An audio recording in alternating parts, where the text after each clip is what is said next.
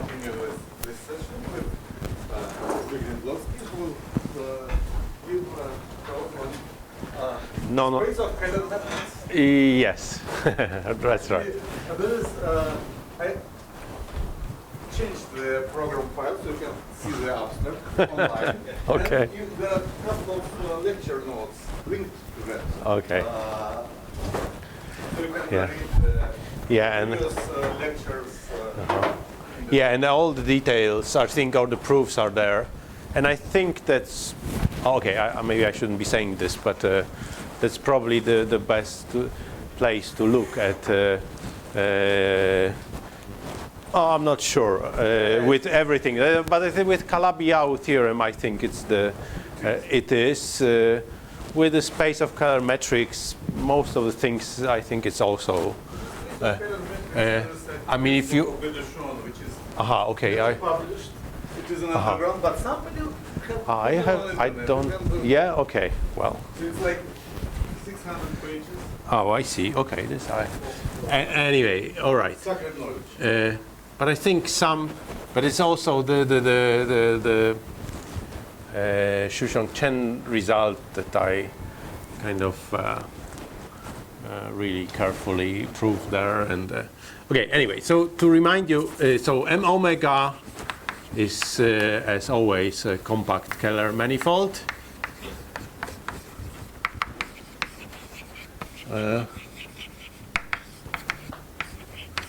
And to remind you, H will be the space of Kahler potentials. So phi in smooth real valued functions such that omega phi, which as I recall is omega plus ddc phi, is positive. Okay, and we have defined a Riemannian structure.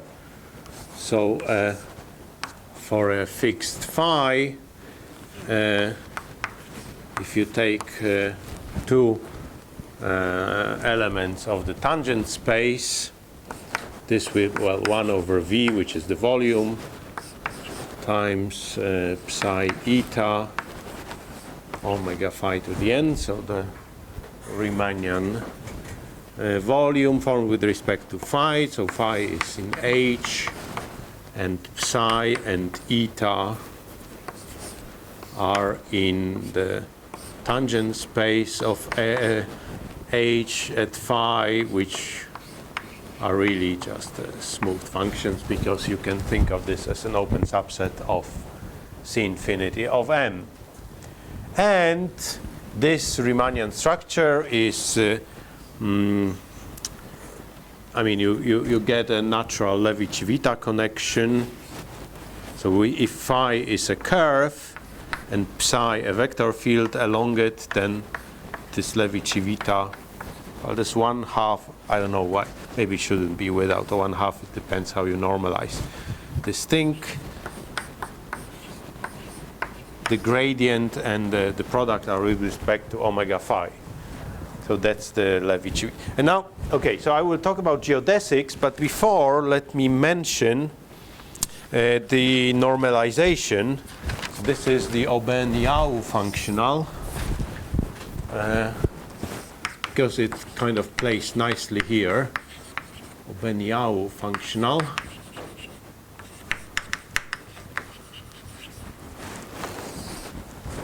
So this is a functional acting on H, defined uniquely by the following two conditions. I at 0 is 0, and the derivative of phi at psi, right? This is directional, so this is just d over dt at t equals 0 of I phi plus t psi, right? That's just what a fresh derivative. This should be 1 over v integral psi omega phi to the n. So this is like sometimes called primitive or antiderivative of the complex Monge-Ampère operator. Sometimes Monge-Ampère energy, maybe it's called. whatever. Well, you can compute that in fact this has a can be written down explicitly. It will be 1 over n plus 1 sum from j equals 0 to n 1 over v the integral phi omega phi to the j wedge omega n minus j. Okay, but it's more natural to define it this way. And so the normalization, if you consider the space H0 to the kernel of I, then this space you can show, so with this structure is totally geodesic,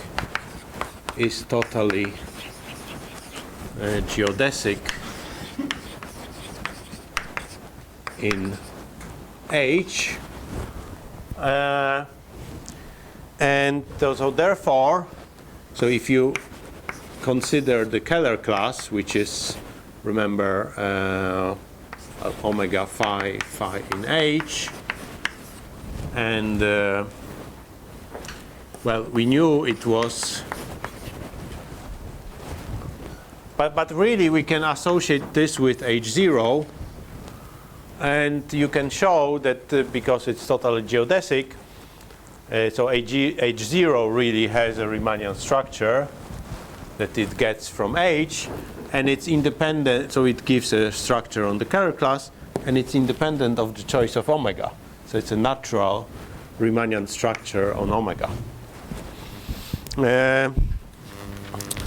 All right, so now, but the main point of this are geodesics.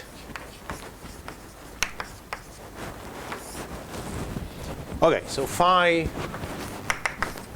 I'll say smooth, is called a geodesic if d phi dot equals 0, as usually. That is, well, it satisfies the equation phi double dot minus 1/2 the length of. All right, very nice. Okay, so now let's see what this equation really means.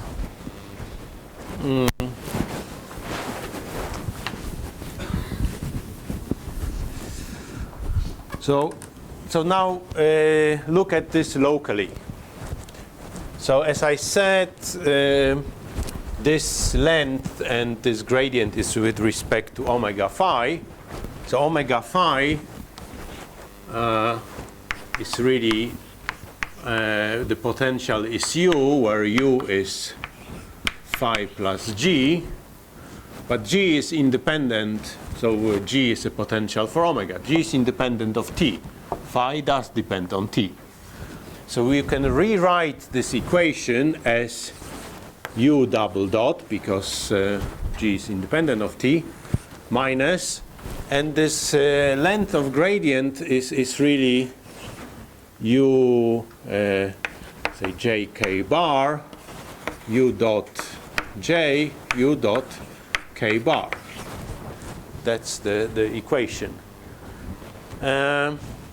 Okay, but now is some simple linear algebra that this thing is equal to the to 1 over the determinant of uij bar times the determinant of a matrix of n plus 1 times n plus 1 matrix that is defined as follows. Okay, I'm writing. Let me write jk. So ujk bar here. This is n times n, and here it will be u t1, u tn, and here u t1 bar. here U, T, N bar, and here U, T, T. Okay? It's some simple linear algebra. Well, think of this for n equal 1. For n equal 1, you see it immediately, right? And the rest is proved similarly.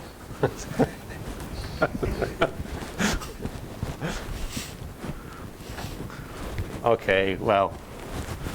Now I think with some, it's some exercise first for you. I'm not sure if I've ever done this exercise myself, but yeah. Just change the places. Yeah.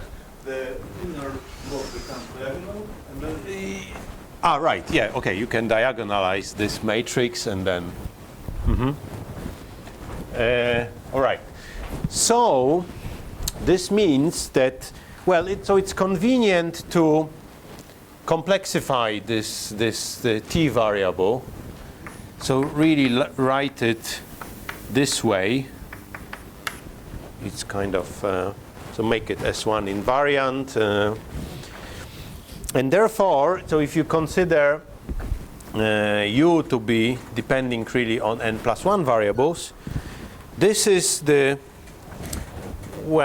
equation you get. So this is equivalent to the equation to determinant uj bar equals 0, but now in n plus 1 variables.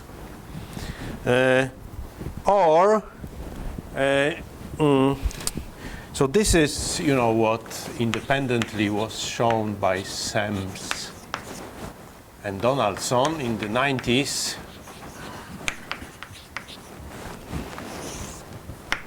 That finding a geodesic in H is equivalent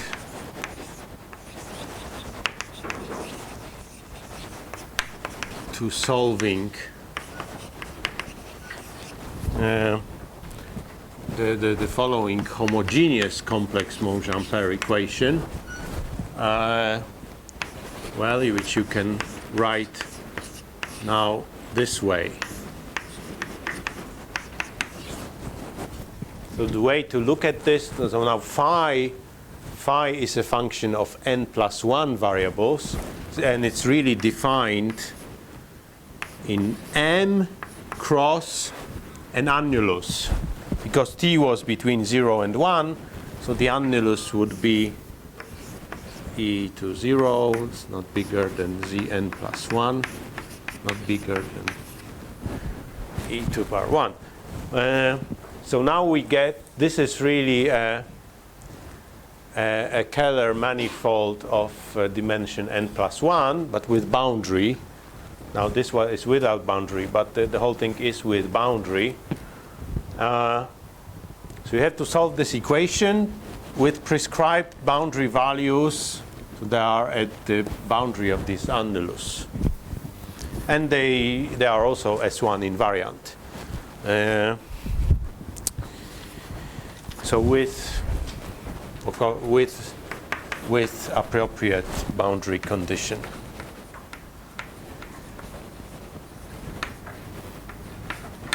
Now, because it's 0. Well, okay.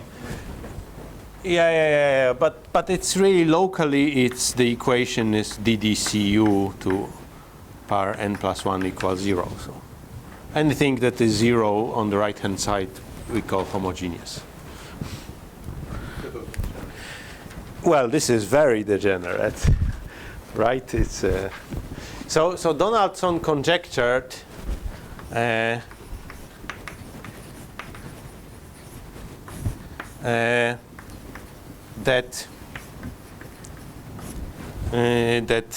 any pair of two potentials can be joined by a smooth geodesic.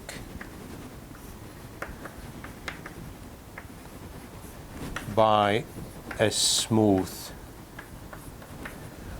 geodesic. So there was some evidence towards it. So, for example, on toric manifolds, that was true.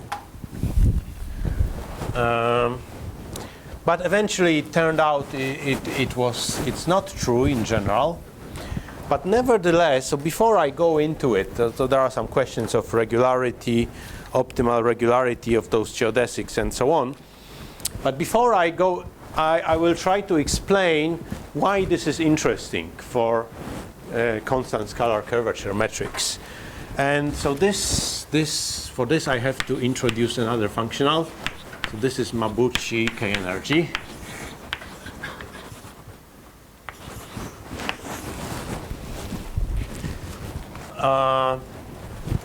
Okay, so Mabuchi K Energy, defined by K, it's a functional acting on H, and it's uniquely defined, so similarly as Oben-Yau functional. Okay, of course, K at 0, we want 0, and the derivative should be equal to -1 over v, the integral, psi times s phi minus s dot omega phi to the n. So s phi, I think first lecture I mentioned, s phi is the scalar curvature with respect to omega phi. S bar is total scalar curvature, so the average scalar curvature, which is independent. So for any metric from the class is the same. All right, so this is like, this is the average of this.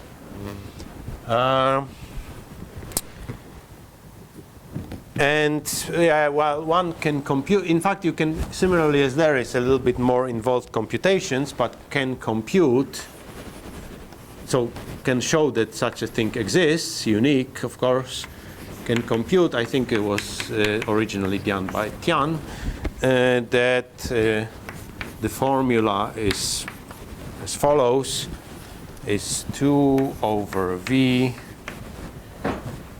times the integral over m logarithm omega phi to the n over omega to the n times omega phi to the n minus phi sum, okay, sorry, let me, minus phi sum j equals 0 to n minus 1 Ricci omega wedge omega phi to the j wedge omega n minus j minus 1 and plus s dot I of phi Oben-Yau functional. So there is a formula for this. But okay, we don't care about this formula. This is really important. Yeah,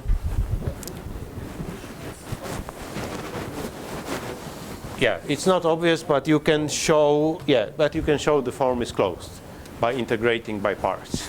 And so it's much easier to show that the form is closed than to actually compute this. But you can do it. In the lecture notes, it's all done. And the proposition that shows proposition, I think was independently proved by Mabuchi Donaldson.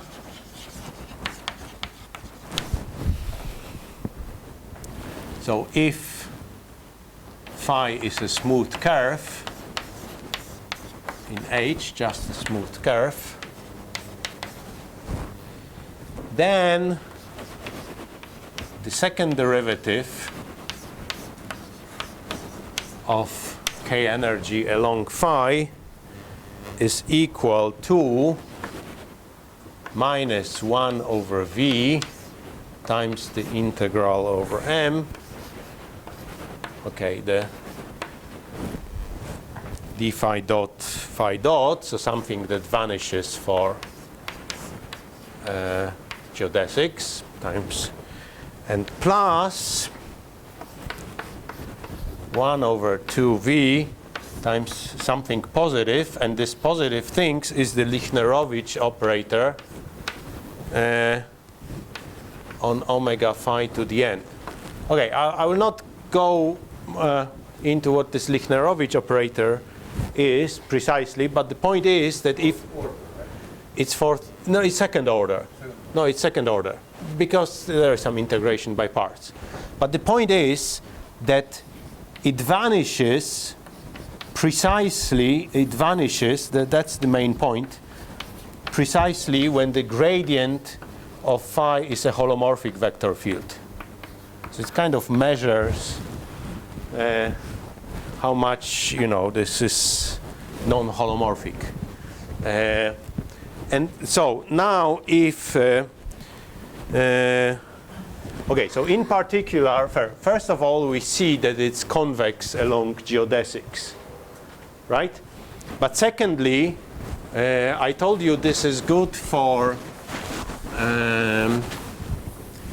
constant scalar curvature metrics, because if you have if you have two potentials that have both constant scalar curvature metrics, then, well, first of all, you can show, so if there was a geodesic connecting them, well, first of all, it follows from this that the first derivative of this would vanish at the endpoints, because it's a constant scalar curvature. So the first derivative would vanish at the endpoints, and the function was convex. This means it would have to be constant. Therefore, this would have to vanish, and therefore the Lichnerowicz operator would have to vanish along the curve. So you would get a flow of holomorphic vector fields from one metric to the other, and this way you can construct an holomorphic automorphism. The first proof of uniqueness of Kahler. No, but it's not a proof. Well, it's all now the kind of conjectural, because in fact the reason this conjecture is false. So the smooth geodesic does not always exist. But the point is that, and this was eventually done by Berman and Bernson. What you mean locally?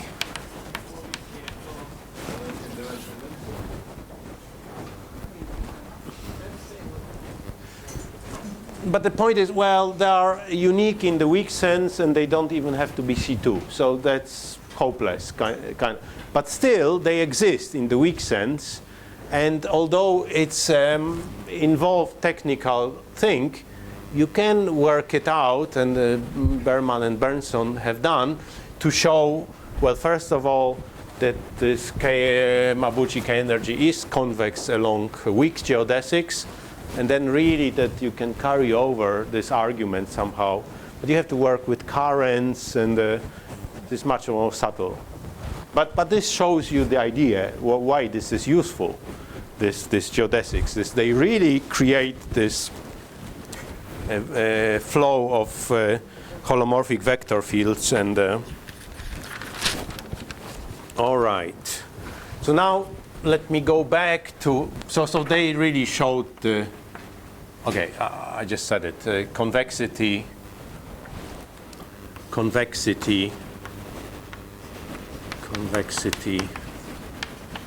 of Mabuchi K Energy along weak, that's the point, geodesics, and uniqueness of constant scalar curvature metrics. but you know, it's only uniqueness. So like for the Fano case, the uniqueness of Kahler-Einstein metrics was proved in the 80s, and this equivalence, this Tian-Yau-Donaldson conjecture, so equivalence with K-stability, is only done recently, right? So, and it is constant scalar curvature metric. There is a similar conjecture, and it's wide open, right? All right. So let me now tell you about regularity of this. So the fundamental result, crucial result in this is Chen. He proved that. So there's a weak statement in the Donaldson conjecture. So every pair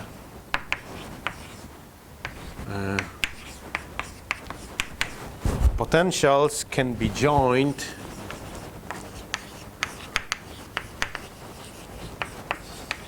by weak, I will explain in a moment, and almost C11 geodesic.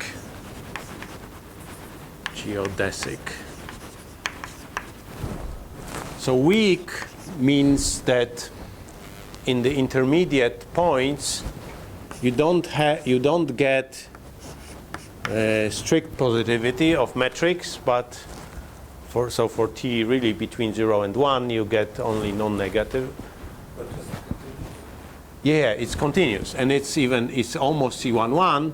So this means it's continuous, Lipschitz, and it's the gradient is bounded. Okay. Sorry. No. But the intermediate metrics are only weak, right? The intermediate metrics are those. And then so the only thing you can say about them is that they have bounded coefficients, and no, not continuous. No, in fact, they don't have to have continuous, because that's a result I will mention in a moment. I think at least they are not C2 globally with respect to n+1 variables. And only weakly positive. All right. Yeah. So I was kind of, and I'm still it's kind of annoying. So this I wanted to get rid of this almost, because this C11 is a very natural regularity for degenerate elliptic equations of second order nonlinear. So this in particular implies that phi is in the Sobolev space. I'm not sure if one of the graphs we have seen today, I think it was Sobolev. It's not far from Arnold. There was academician Sobolev, probably him. I have a picture. So anyway, for every finite p, but it does not imply W in general. This condition does not imply W to infinity. The second derivatives are bounded, which is exactly equal to C11. Okay. So I'd like to know that it's really C11, but I can only prove it under some restrictive condition on M, namely bisectional curvature is non-negative. Then they are C11, truly C11. And it's kind of annoying. It's a technical thing. And that is optimal, because there are these two results disproving can be joined by, and this is unique also, that's important. Its uniqueness is even among continuous ones. So Lempert and Vivas proved that in general there is no, so this geodesic need not be C3.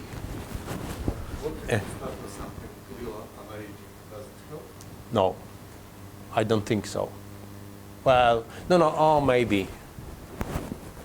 No, but maybe Cauchy-Kowalewska theorem. I'm not sure, but I doubt it. No, because the example that I know, the most classical example, although it doesn't apply to the geodesic, is this of Gamelin and Sibony.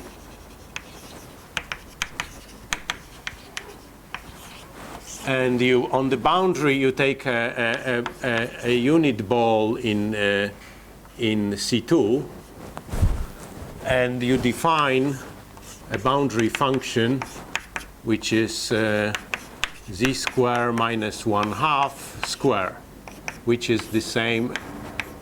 So it's definitely nicely real analytic, even polynomial. And the solution of the homogeneous Monge-Ampère equation inside is not C2. So I don't think that would help much here. That's a nice example. The point is that if you draw it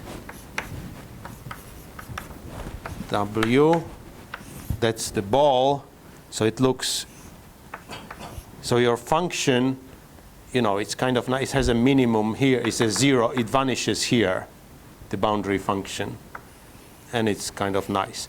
So your solution inside will be 0 here, and it will be constant along those lines and constant along those lines, and only C11. Here it will be, modulus z square minus 1/2 square, I think, yeah, and here W.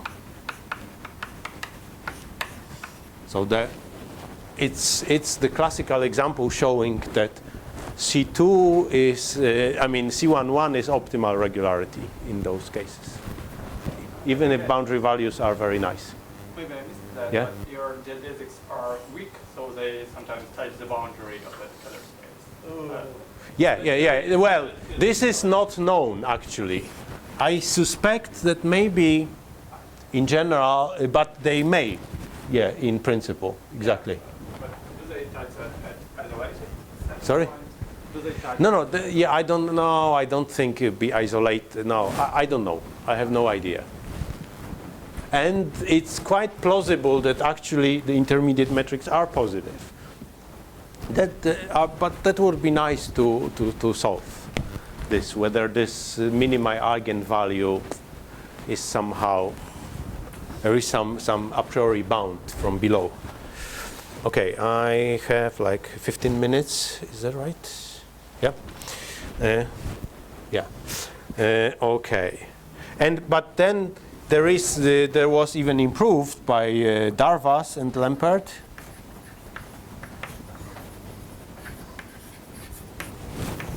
So they need not be C2. And that's,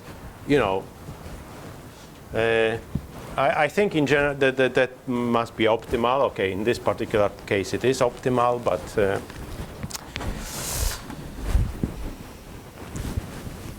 fuck. I shouldn't. That's before erasing this. Sorry. This was Mabuchi K Energy. I'm sorry. Plus or minus doesn't. But you see, with this Chen result and this Tian formula, it shows that Mabuchi K Energy can be well defined because this is bounded. And it's kind of, even if it has a singularity, then it's killed by that. So it can be well defined along those Chen geodesics.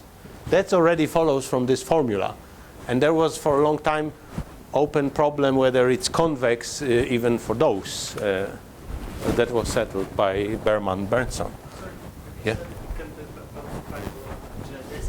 Or along those C11 geodesics. Because, well, this makes sense. This is a bounded function, may vanish, But doesn't matter. If it vanishes, then it's killed by the singularity. It's killed by this one. So.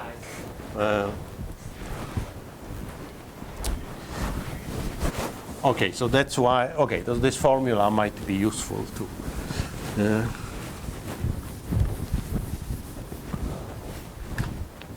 Okay, so the last part, I want to talk about something similar, maybe useless, I don't know, but it was introduced by Donaldson and it's kind of nice. So the space, but I don't know, maybe volume forms on a Riemannian manifold, on a Riemannian.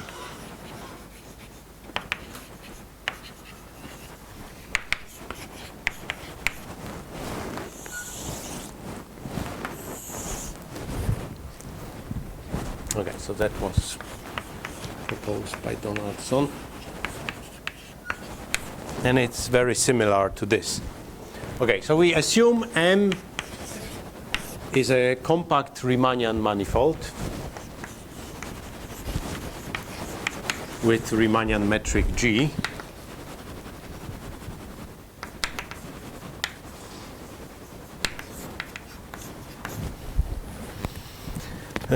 Well, we have then the let me call denote it by the V0, the Riemannian volume form, right, which locally is given as a determinant of this times the time of those coefficients of the metric, and let me call V0 the total volume of M. All right, and so a counterpart of a Kahler class for us will be the set of volume forms. So maybe I will write this with as an italic V. So this will be dV, the volume forms on M,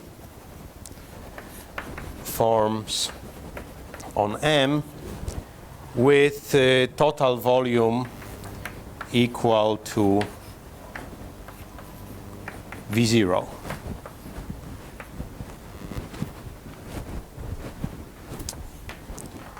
Okay, so these are really some positive functions whose total integral is 1 or V or whatever, some constant.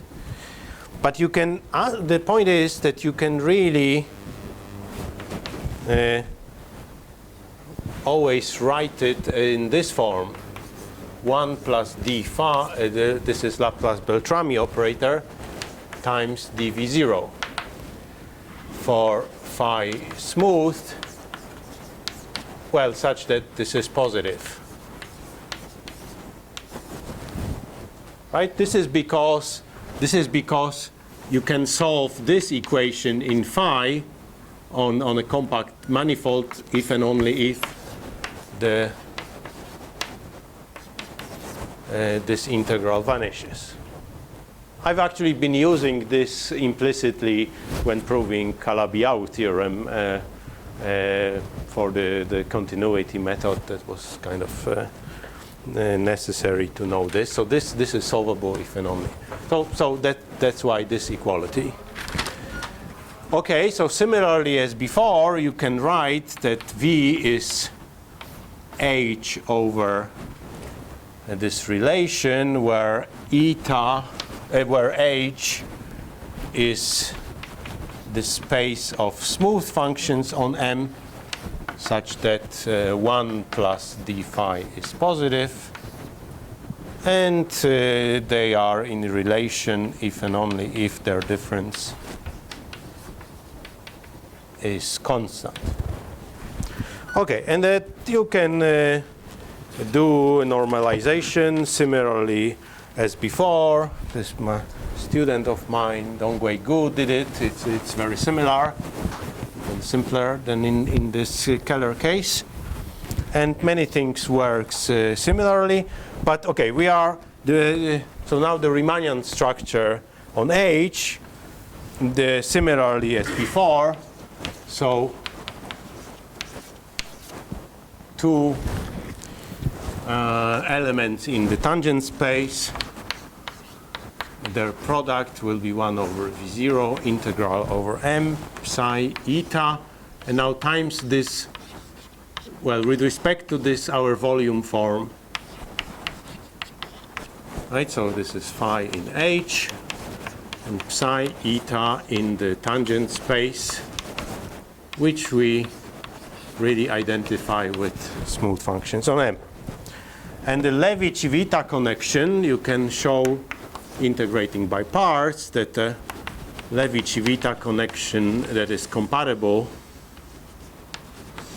with this product is as before. So phi is some curve in H and psi a vector field along it. So this will be psi dot minus d phi dot d psi, and you have to divide it by 1 over delta phi. Okay, and then, okay, phi, as before, a curve in H is a geodesic if this connection vanishes along it, and so the equation we get, so we can call Donaldson equation, and the Donaldson showed it's related to NAM equation. It's kind of more general from mathematical physics. So okay, so the equation is 1 over 1 plus Laplacian phi kt minus. So it's okay, but it looks simpler, and it's kind of is simpler, but on the other hand it's still hard because it's nonlinear, although only homogeneous of degree 2. If you have a Riemann surface, also with a complex metric, so then these two theories coincide, and you have the same equation. So in particular, these examples of Vivas and Lempert, Vivas and Darvas Lempert carry over. And so there was a similar, so Chen and He, similarly as in this Chen paper, proved that there exists a unique, weak, almost C11 geodesic. Weak again as similarly as before, and almost C11. So this in X variables, this only Laplacian is bounded. So this is okay. We will. It's being written down. With a student of mine, Gu, we prove a similar result. Somehow it's kind of more technically involved. That if under a strong assumption that the sectional curvature of M is non-negative, then it's truly C11, this geodesics. And so maybe at the last few minutes, let me only say this: if you want to prove that the thing is like truly C11, so you'd like to do something similar, and it would be the same for the Calabi-Yau equation, for the degenerate Calabi-Yau equation. So it would be the same method. also if you had an equation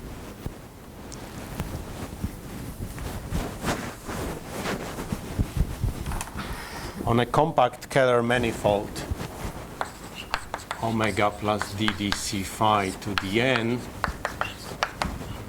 and you only knew that f is non-negative, but maybe somehow nicely smooth, as usually you would require that f to 1 over n or n minus 1 is the derivatives of this are bounded, and you'd like to prove that this phi is truly C11. That's the same kind of argument. So the main problem is to, well, you cannot write a Laplacian. You have to work similarly as in this Aubin-Yau theorem, the C2 estimate. But instead of Laplacian, you should take the norm of a second derivative. So the auxiliary function would be something like maximum take vector in the, so you have to define a function that is globally defined. All the tangent vectors non-zero, and take a covariant second derivative of phi in the direction x, which is exactly this, well defined by the length. Okay, so that's really the supremum of the, that's a maximal eigenvalue of the real Hessian, either on this Riemannian manifold or on this Kahler manifold. And then, as before, well, you would subtract a phi, but it doesn't work so easily, so you have to also add some function that is, you know that the gradient is under control. So.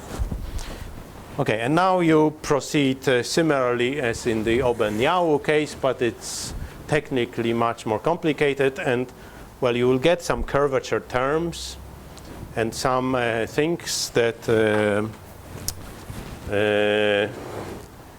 that you can get rid of if you assume this curvature, that the curvature is non-negative, but I'm pretty sure this can be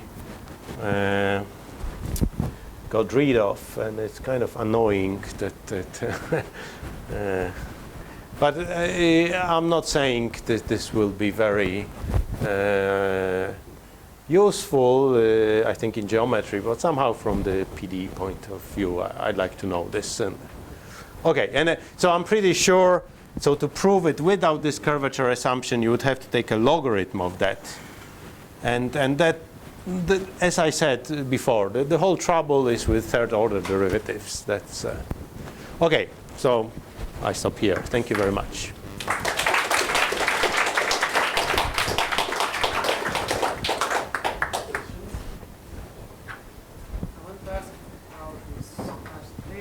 Mm-hmm.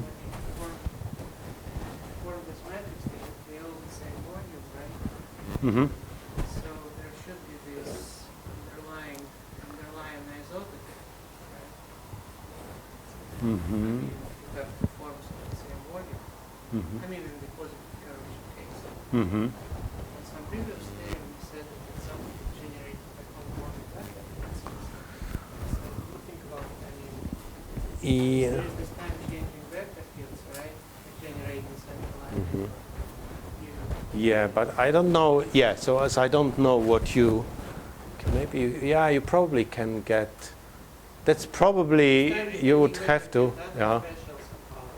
Yeah, it's possibly.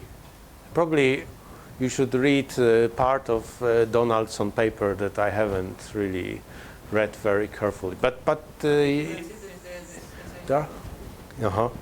But if I get some geometric, that's is that your question? Did I have get some geometric? No, properties of this time-dependent vector field which generate underlying isotope. Yeah. So yeah, actually, yeah, that's an interesting question. So, but maybe this has not been done really. That would you would have to see what happens. But I'm not sure. But you see, the difference, a slight difference here is that, okay, here, I mean, the sectional curvature is non-negative with respect to this initial metric, and this stays the same. I mean, it doesn't change. The metrics we don't change. Now, in the previous result, that was, okay, we started with a Kahler metric, but it doesn't really matter which metric we choose from the Kahler class. So that theorem really holds when you assume only one of those metrics in the Kahler class has non-negative bisectional curvature. So it is kind of, well, I don't know how to view this discrepancy here. Here, yeah, I definitely always work with one underlying matrix. And unlike in the previous equation, this Laplacian is always with one fixed metric, and so is this gradient and this length, unlike in the other case. Yeah, but probably I haven't answered your question, but. Well, I'm not sure if my question was completed in that disjoint. So the setup of space of volume forms was for Riemannian manifold. But if you're a Kahler manifold, is there any relation between these two spaces of volume forms? Funny question. Yeah, interesting. But I think it should, because then the volume forms are those. Funny. No.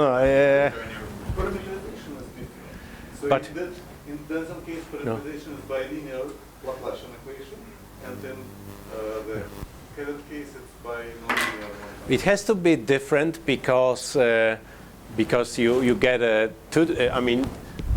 equation of homogeneity 2 even in n-dimensional manifold. So you're right. So you get a different equation. But it's a good question. I don't know. Maybe that could help somewhat if you had a Kahler structure also. Yeah, but it's a good point. Maybe I should think about this. Well, if you get anything more, but you definitely don't get the same thing. Questions?